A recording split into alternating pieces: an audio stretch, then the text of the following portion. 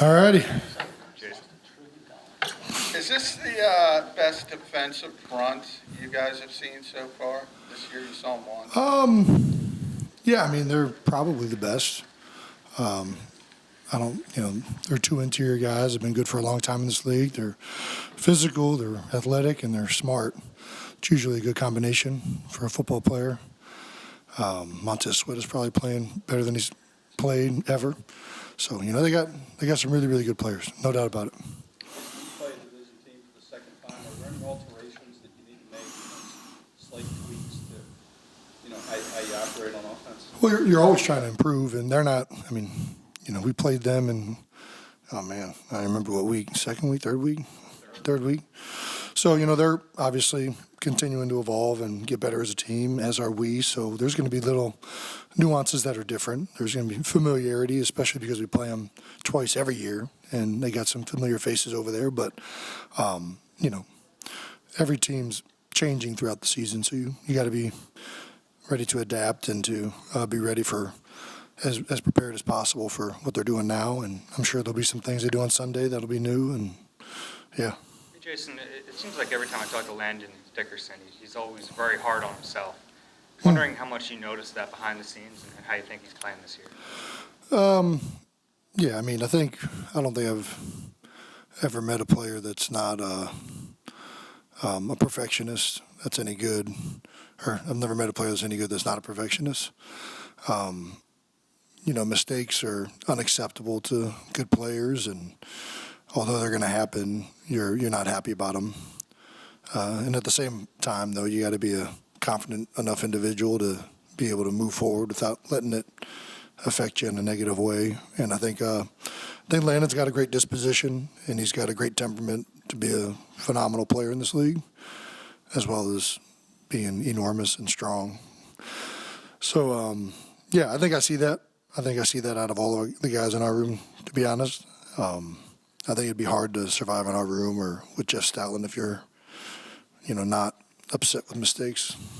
Jason, this team has had a long layoff in the past month. I mean, there's been very little game action. It's tough, 2 games in 29 days, to get back into a game rhythm. I don't know. I mean, I think, the bye week is obviously a big one. You got to come back and you got to be really focused and prepared. And I don't know that I've ever had maybe I have, but I don't remember, but a bye week back to back up with the Thursday game so close together. But, I think once you get back and you're back into the schedule and everything, in some ways I think it's set the exact same way every single week so that you kind of snap back into, hey, we're at work here, we're preparing. It makes it easier when you're Wednesday, or I guess Wednesday is Thursday this week, Thursday is Friday, Friday is Saturday.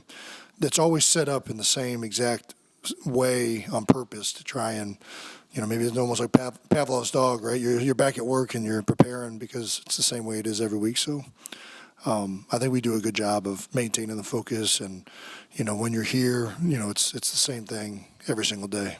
How much has it helped you and kind of the rest of the guys on the offensive line, considering a lot of you guys were banged up kind of going into that bye week? Yeah, I mean, it came at a good time for the O-line. Obviously, had a lot of injuries and ankles and shoulders and all that stuff.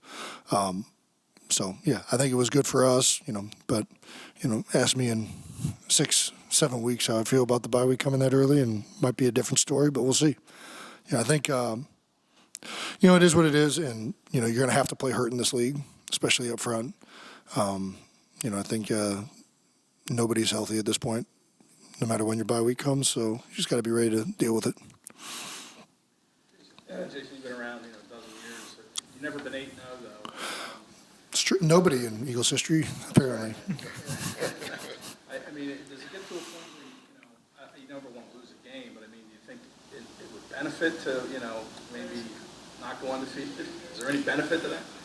Well, there's benefit to going through adversity. I think you can get that done without losing. I think that we do a good job here of maintaining focus and coaching and not letting things slip by, even though we're winning games. Been a lot of games that we've won that, not a lot, but there's been some games we've won that we've been very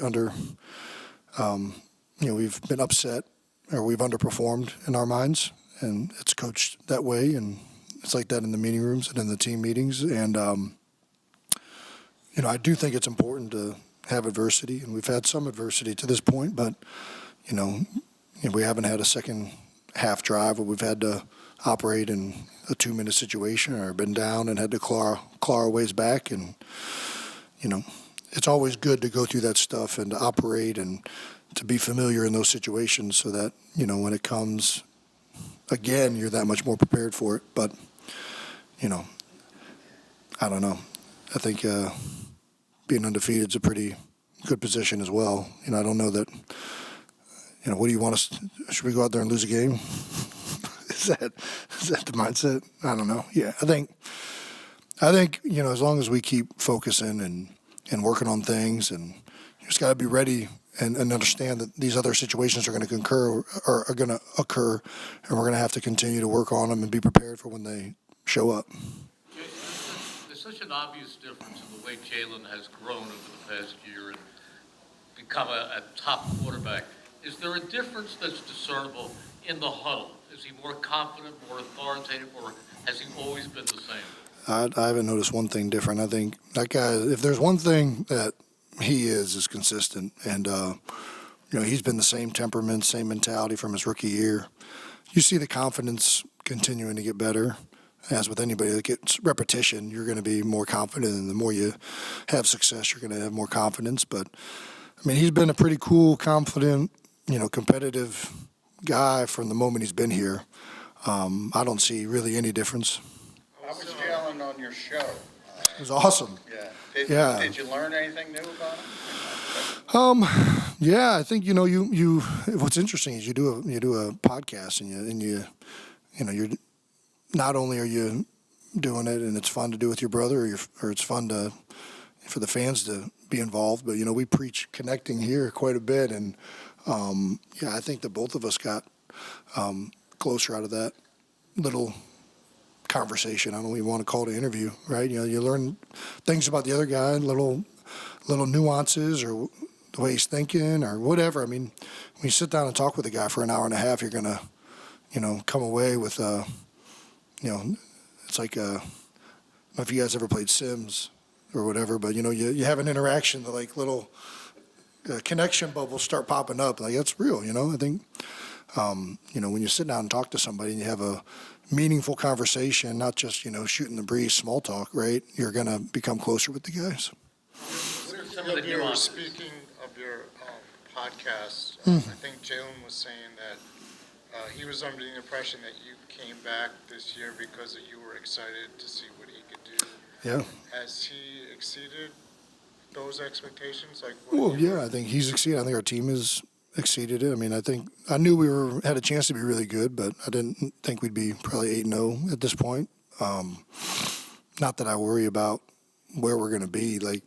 You go into every season thinking you're going to be really good, but I thought with how the team ended last season, how the regular season ended, the playoff game wasn't very good, but it felt like we were really, really close, especially offensively. I thought, we had a pretty darn good second half of the season, and it was not many pieces away from putting something really, really good on the field. I think, I fully, it was a much easier decision, if I'm being honest, to come back last year than it was the year before. Going, 4-11-1? Yeah, that was a rough one. I think that was accurate. It's good. Doesn't shock me that he picked up on that. But his improvement though, has that gone beyond what you thought? No, I don't think so. I think, I don't know. I don't. First of all, I try not to evaluate the quarterback because I don't really know all the details that go into that. But I don't know. I've always had confidence in Jalen from the moment he's been here. I've liked him, and I think we have a lot of really, really good pieces, great coaches, and it doesn't surprise me at all that Jalen's playing the way he is. So I don't think that that's a surprise. What was one of those nuances that you remember, like that really stuck From the out? conversation, Yeah. he talks about, his relationship with his dad and his brother, and getting it, like, we talking about squatting, right? Everybody loves talking about squatting. But, you find out that, a lot of what he did followed in his brother's shoes. And, his brother was a powerlifter, so he did that. And his brother's a coach, and his dad's a coach. And, the way he talks about them and the way he carries himself as an individual, I think you just gain like more reference to, why he is who he is, or the things that make him a special and unique person. I think the stories are, in some ways a story can, you can take it at face value, or you can, derive more meaning from it. And I think, me and Travis being close on that podcast, and, I like to think that, I'm probably in my own head trying to put myself up, but I like to think that Travis is a great player, partly because he grew up underneath me, and I'm a great player because I had to try and compete with a younger brother who was more athletic than me my whole life. So you kind of see the same thing with potentially what maybe drove Jalen, and having a father figure that was obviously a driving force, and who he ended up becoming, which is the same thing that I had. I think you take away stuff like that. I know you talked about how effective quarterbacks are on the podcast, like maybe like a month or so ago. Mm-hmm. Did you actually like lobby Nick with the quarterback sneaks, or did you kind No. of come with that result? Well, we've run quarterback sneaks here for a while. I think we did that with Carson. We've done it with Jalen, and we ran him a lot last year. It's been a very effective play for us, and that really comes, I think, Jeff Stoutland and teaches it really well, and he believes in it. So I think he's kind of the one probably campaigning up there the most. But I think no, I don't think there needs to be lobbying on that side of it. I don't really try and lobby too much for much of anything. I just kind of, if I like something, I make sure I say it. If I don't like something, I make sure I say it. And then whatever it is, you're going to go out there and you're going to do it on game day. And hopefully there's not too many things you don't like. That'd be a bad situation. But I've been lucky this year. It's been a pretty good year for the offense, and I think we're doing some really, really good things. How different is it this year? Like, it seems like they're really selling out to stop it this year. Yeah, listen, even when you sell it to stop that play, there's a reason it's 92%. Maybe a made-up number. I know that we've thrown that around here. We're close to it over the last 5 years or so. But, I think it's just such a hard play to stop for a yard. The offense has the advantage of knowing the snap count, and, if you got guys in front and guys in the back pushing, it's going to be, there's a lot of mass moving in one direction. It's going to be hard to stop that momentum. Now, teams are making it hard, but, as of right now, we're still getting it. So, Snaps on the podcast. yeah. Has that always been the case? Like you say that quarterbacks don't love your snaps? Yeah, they've hated them. There's no evolution. It just comes back fast. I think when I was a baseball pitcher, I threw fast. When I kind of, I'm like Ricky Bobby. If you're not first, you're last. I'm not aiming to be slow off the ball here. My strength and advantage as a player is my quickness and my speed, and I can't be bogged down. You can't. It's hard to lob a snap back there when you're also trying to fire off the ball and get downfield on an outside zone play or reach somebody in the run game. I like having my hand back.